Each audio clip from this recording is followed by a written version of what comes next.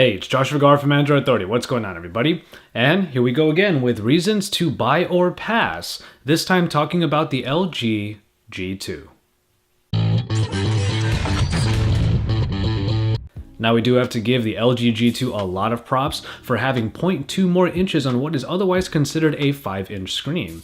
It does fall under the 5-inch screen category pretty much, but it is better than a lot of the ones out there by a stretch, quite literally. After all, around the screen there is basically no bezel, which makes it look really attractive and is just all screen on the front.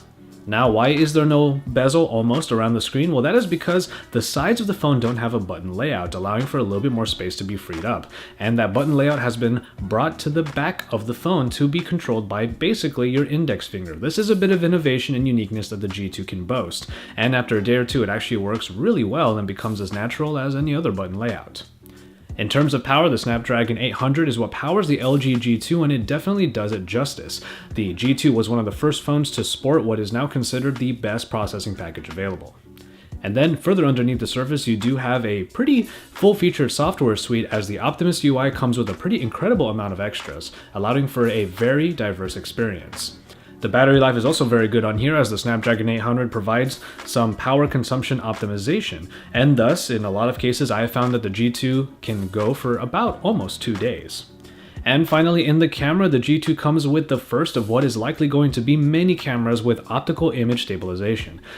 And when we come to the reasons to pass on the G2, we start off with the button layout.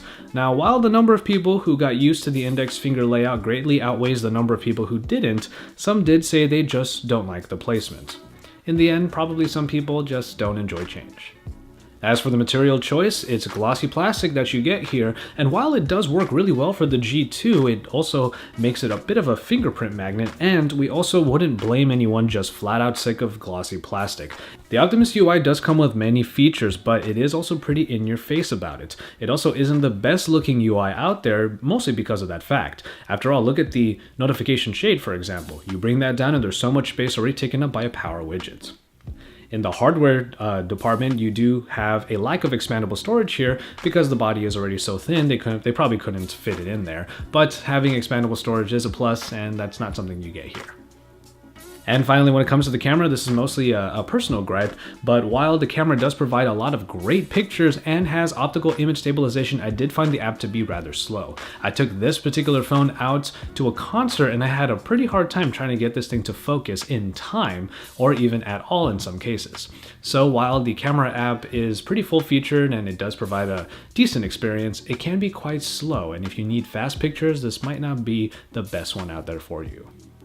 And so there you have it for the reasons to buy or pass on the LG G2. As always, thank you guys very much for watching, and remember, if you want more information on the G2 than just the quickfire reasons that we've given you here, then make sure you head on over to the LG G2 review and all of our comparison coverage on it. After that, make sure you drop us likes on our videos and subscribe to our channel if you haven't already, because we are Android Authority, your source for all things Android.